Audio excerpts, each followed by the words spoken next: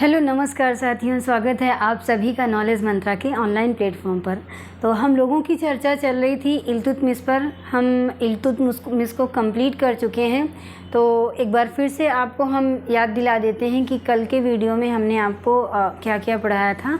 तो कल हमने आपसे चर्चा किया हुआ था कि इल्तुतमिश की उपलब्धियाँ कौन कौन सी थी और इसके साथ साथ में इल्तुतमिश का स्थापत्य के क्षेत्र में, साहित्य के क्षेत्र में क्या क्या योगदान था। कहने का मतलब है कि उसने कौन कौन से स्थापत्य का निर्माण करवाया और उसके समय में कौन कौन सी महत्वपूर्ण पुस्तकें लिखी गईं या फिर उसके दरबार में कौन कौन से महत्वपूर्ण लेखकों को संरक्षण प्राप्त था। इसके बारे में हमने आपसे कल डिटेल में चर्चा किया था। और इसके साथ में जो है इल्तुतमिश के बारे में यानी कि इल्तुतमिश का किस तरीके से उसकी मृत्यु हुई और कैसे उसकी मृत्यु हुई, इसके बारे में हमने आपसे चर्चा किया हुआ था। तो कल हमने इल्तुतमिश के बारे में यानी कि इल्तुतमिश से संबंधित जो महत्वपूर्ण क्वेश्चन बनने वाले थे उनको हमने कंप्लीट कर दिया है। और आज हम स्टार्ट करने वाले हैं रज़िया यानी कि इल्तुतमिश की जो पुत्री है उसके बारे में हम डिस्कस करने वाले हैं। तो इल्तुतमिश की मृत्यु के बाद में जो है उसका पुत्र गद्दी पर बैठता है, लेकिन वो कुछ दिन तक ही शासक रहता है क्योंकि वो अयोग्य होता है। उसके अंदर उस राजा के बनने के गुण नहीं थे जो एक भावी शासक में होने चाहिए। फिर इसके बाद में रज़िया को जो है दिल्ली की जनता का समर्थन प्राप्त होता है और रज़िया जो है इस दिल्ली की गद्दी पर बैठने में कामयाब होती है। तो किस तरह से इसको भी कठिनाइयों का सामना करना पड़ा एक स्त्री होते हुए उस समय, यानी कि रूढ़िगत जब स्त्रियों के बारे में इतनी रूढ़िवादियाँ फैली हुई थी, इसके बीच में भी जो है एक मुस्लिम शासिका के रूप में बन करके उभरती हैं और कैसे कैसे ये शासिका बनती है इसके बारे में हम आपसे डिटेल में चर्चा करने वाले हैं। तो अगर हम बात करते हैं रज़िया के बारे में, तो रज़िया का जो शासनकाल होता है वो 1236 से लेकर के 1240 तक होता है। ठीक है, 1236 में इल्तुतमिश की मृत्यु हो जाती है। फिर उसका पुत्र बैठता है, हालांकि 1 या 2 महीने तक ही वो शासन पर बैठ पाता है। फिर इसके बाद में जनता विरोध कर देती है और रज़िया का समर्थन करती है और ये गद्दी पर बैठती है। तो सबसे पहले हम रज़िया के बारे में जानेंगे कि इसका जन्म कब हुआ था। तो इसका जन्म 1205 ईस्वी में बदायूं में हुआ था। ठीक है, और इसका पूरा नाम क्या था? इसका पूरा नाम था जलालात उद्दीन रज़िया। क्या नाम था? जलालात उद्दीन रज़िया। अब सबसे पहली चीज़ हम इसके बारे में जानेंगे कि अगर हम रज़िया के बारे में बात करते हैं तो ये दिल्ली सल्तनत की जो है पहली एवं आखिरी मुस्लिम शासिका थी।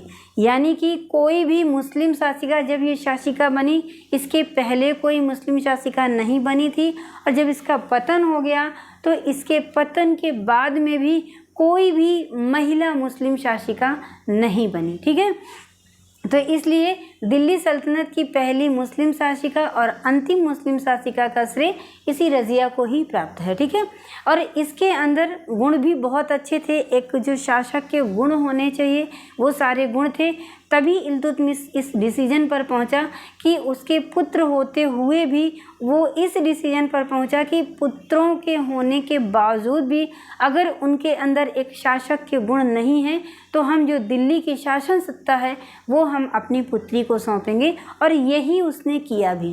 ठीक है, तो हम बात करते हैं कि जब ग्वालियर पर आक्रमण करता है इल्तुतमिश, तो इसी अवसर पर इल्तुतमिश अपनी पुत्री रज़िया को दिल्ली का प्रभारी नियुक्त करता है। जब ये दिल्ली का प्रभारी रज़िया को नियुक्त करता है तो ये बहुत ही बेहतर तरीके से जो है, जितने दिन वो युद्ध के दौरान जब वो ग्वालियर अभियान पर रहता है इल्तुतमिश, तो बहुत बेहतर तरीके से जो दिल्ली का शासन संचालन होता है एक बहुत बेहतर तरीके से जो है रोल प्ले करती है।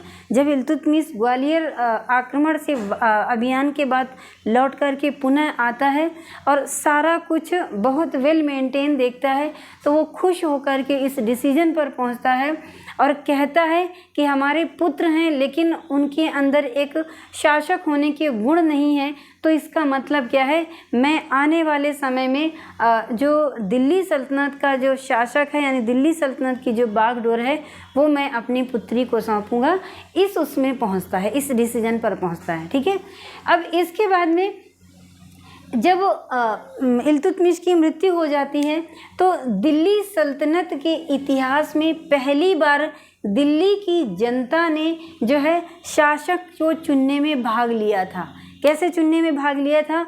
क्योंकि दिल्ली की जनता ये जानती थी कि इल्तुतमिश के पुत्रों के बावजूद, पुत्र होने के बावजूद भी ये शासन सत्ता इतनी बेहतर तरीके से नहीं चला सकते हैं जितने बेहतर तरीके से रजिया चला सकती है। वो कैसे जानते थे?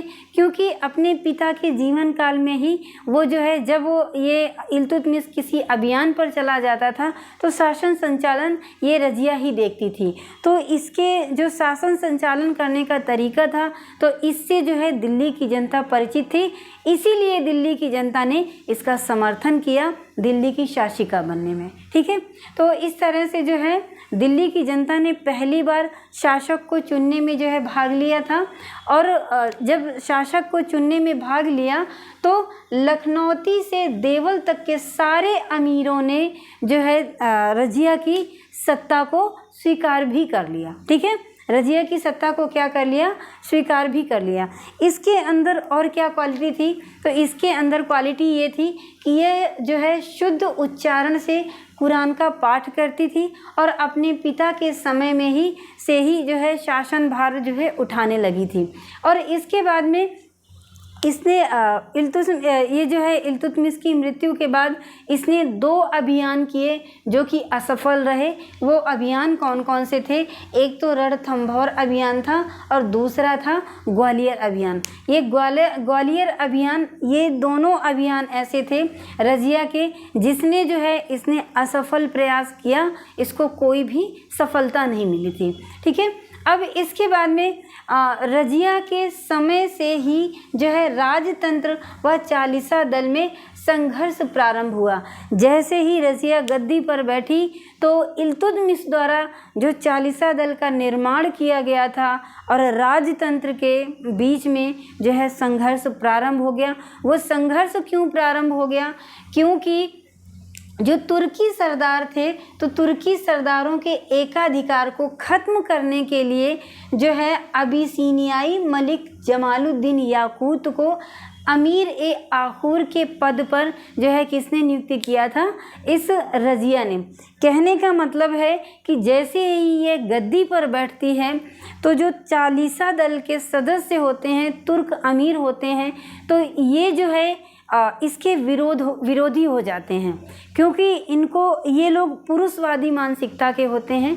पुरुषवादी मानसिकता के होने की वजह से इस रजिया का विरोध करते हैं। और वैसे भी दरबार में जो है इल्तुतमिश के समय से ही इसके दरबार में जो है इन तुर्क सरदारों का यानी कि तुर्कान ए चहलगानी के जो सदस्य थे इनका एकाधिकार था। तो रजिया ने दिमाग लगाया, इसने सोचा कि हम किस तरीके से इनके प्रभाव को दरबार में कम कर सकते हैं। तो रजिया ने क्या किया कि एक अबिसिनियाई था जिसका नाम था मलिक जमालुद्दीन याकूत, इसको जो है अमीर ए आखूर के पद पर नियुक्त किया। जैसे ही इसने अमीर ए आखूर का पद इस मलिक याकूत को दिया तो जितने भी चालीसा दल के सदस्य थे, तुर्क अमीर थे, ये लोग खुल करके रजिया का विरोध करने लगे और खुल करके सामने आ गए। ठीक है, और इस पर जो है आरोप लगाने लगे, किस पर? रजिया पर आरोप लगाने लगे कि रजिया का और याकूत के बीच में जो है अनुचित प्रेम है। इस तरीके के जो है आरोप लगाने लगे। हालांकि इन अमीरों ने तो आरोप लगाया, लेकिन मध्यकालीन इतिहासकार हैं मिन्हाज सिराज, इन्होंने जो है इस चीज़ को एक्सेप्ट नहीं किया है। उन्होंने बोला है कि ऐसा कहीं कुछ नहीं था, ये सिर्फ और सिर्फ अमीरों के द्वारा लगाया गया षड्यंत्र था, क्योंकि वो ये नहीं चाहते थे कि एक महिला उनके समक्ष जो है राज सिंहासन पर बैठे और शासन की समस्त सत्ता जो है अपने हाथ में ले। तो ये चीज़ें इन लोगों को बर्दाश्त नहीं थी, ठीक है। तो और दूसरी चीज़ क्या थी, ये जो तुर्क अमीर थे इनको एक चीज़ और नहीं पसंद थी, जो रजिया थी तो इसने जो है स्त्रियों के कपड़ों को त्याग करके राज दरबार में जो है पुरुषों के वस्त्र को धारण करके, जैसे कि टोप पहनना और पगड़ी पहनना, ये सारी चीज़ें जो है दरबार में पहन करके आने लगी थी, जो कि तुर्क अमीरों को बिल्कुल भी ये चीज़ नहीं पसंद थी, ठीक है। तो यही कह रहा है कि रजिया जो है महिला वस्त्र त्याग कर पुरुषों के कपड़े पहन करके दरबार में उपस्थित होती थी, और किसके साथ, इसके अंगरक्षक कौन होते थे, तो महिलाएं ही अंगरक्षक का जो है काम करती थी। तो इससे जो है क्या थे, तुर्क सरदार असंतुष्ट हो गए थे, और जो है जब ये सिंहासन पर बैठती थी रजिया, तो जो सिंहासन होता था और जो अमीरों की जो दरबार लगा होता था, तो इन दोनों के बीच में जो है कहते हैं पर्दा पड़ा रहता था।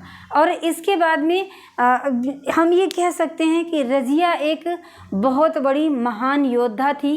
एक जो शासक के अंदर जो गुण होने चाहिए वो गुण भी थे, लेकिन मिन्हाज सिराज कहते हैं कि ये समस्त गुण होने के बावजूद भी उसका एक दोष था। वो दोष क्या था कि रजिया का स्त्री होना।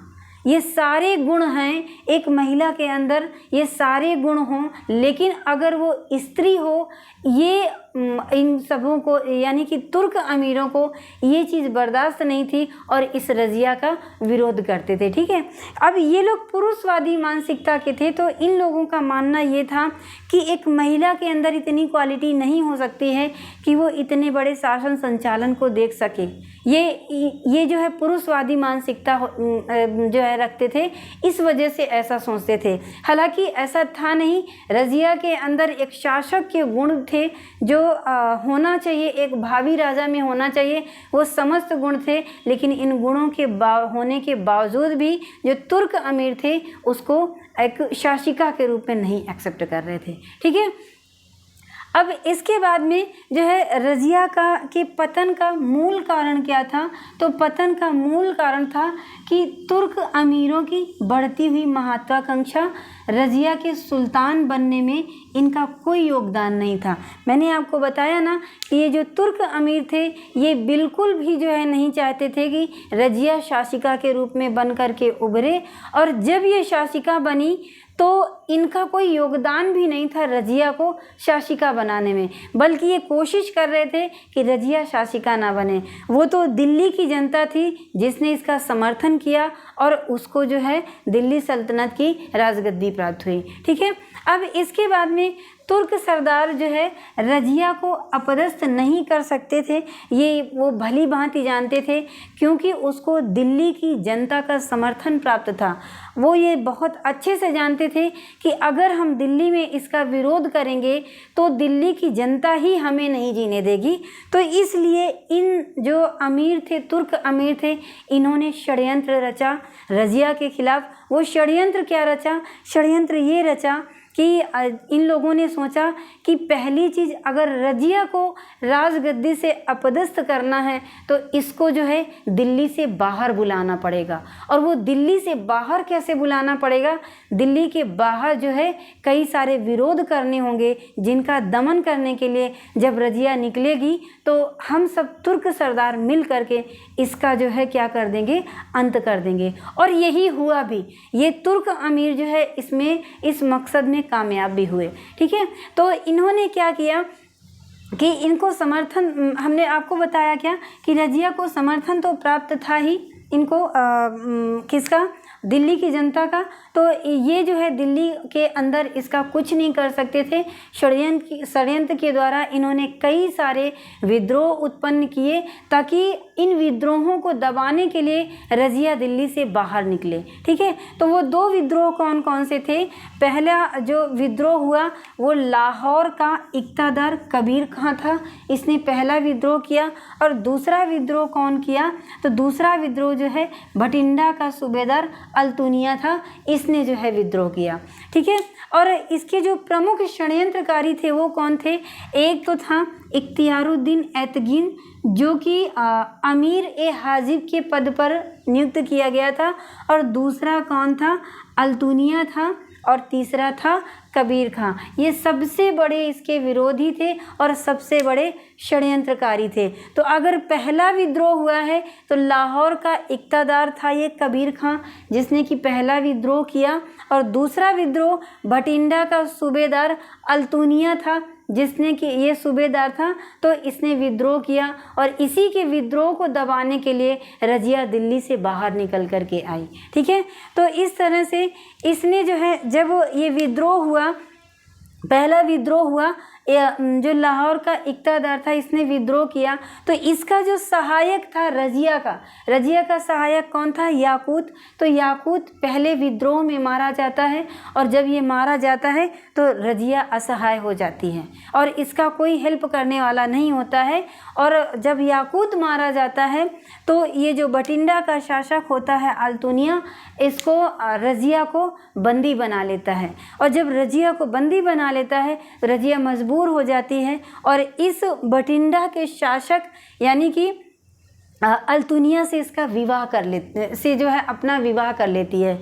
इधर जब इस विद्रोह हो जाता है, जब याकूत मारा जाता है, और याकूत के मरने के बाद में रज़िया को जब ये पता चलता है कि उधर दिल्ली से जब ये बाहर आ जाती है रज़िया, तो इसका भाई होता है जो कि बहुत बड़ा प्रतिद्वंदी के रूप में काम करता है। तो ये जब दिल्ली से बाहर विद्रोह दबाने के लिए रज़िया आती है, तो ये जो बहराम सा इसका भाई होता है, ये दिल्ली पर अधिकार कर लेता है, और दिल्ली पर अधिकार कर लेता है। अपने अंडर में इसके जितने भी इसके सहायक होते हैं उनको नियुक्त कर देता है। अब रज़िया के समक्ष कुछ भी रास्ता नहीं दिखता है, तो वो मजबूर हो करके जो है क्या करती है, भटिंडा के शासक अल्तुनिया से विवाह कर लेती है। ठीक है, अब जब ये विवाह कर लेती है तो विवाह करने के बाद में भटिंडा के शासक अल्तुनिया और प्लस रज़िया दोनों मिलकर के दिल्ली की राजगद्दी को प्राप्त करने के लिए संयुक्त रूप से अपनी सेना को लेकर के जाते हैं, लेकिन इनका सारा किया कराया पूरा पानी हो जाता है, और ये जो है दिल्ली पर अभियान जब करते हैं तो ये हार जाते हैं। ठीक है, ये दोनों हार जाते हैं, और जब ये हार जाते हैं और इस दिल्ली पर अधिकार किसका हो जाता है? बहराम शाह का हो जाता है। ये कुछ नहीं कर पाते हैं, एटलीस्ट हार करके ये वापस आ रहे होते हैं, और 1240 में जो है कैथल नामक स्थान पर कुछ डाकुओं ने मिल करके रज़िया और इसने जिससे विवाह किया था अल्तुनिया से, इन दोनों की हत्या कर दी जाती है। कहाँ पर? कैथल नामक स्थान पर जो है इन दोनों की हत्या कर दी जाती है। तो इस तरह से जो है रज़िया का अंत हो जाता है। तो जितनी इम्पॉर्टेंट चीज़ें थी रज़िया के बारे में हमने आपसे डिटेल में डिस्कस कर दिया है। अब नेक्स्ट डे हम आपके समक्ष लेकर के आएंगे बलबन के बारे में। ठीक है, तो हम आज अपने लेक्चर को यहीं पर विराम देना चाहेंगे, और आप समय के साथ ये सारा कुछ रिवाइज करते रहिए। लेकिन जाने के पहले आपसे ये ज़रूर कहेंगे कि आप अगर हमारे चैनल को पहली बार विज़िट कर रहे हैं तो प्लीज़ हमारे चैनल को सब्सक्राइब करें। जो बच्चे सब्सक्राइब कर चुके हैं वो लाइक करें और ज़्यादा से ज़्यादा शेयर करें। ठीक है, और इन्हीं शब्दों के साथ हम अपने लेक्चर को विराम देना चाहेंगे। मिलेंगे नेक्स्ट वीडियो के साथ, तब तक के लिए आप लोग स्वस्थ रहिए, मस्त रहिए, अपनी स्टडी को कंटिन्यू रखिए। धन्यवाद।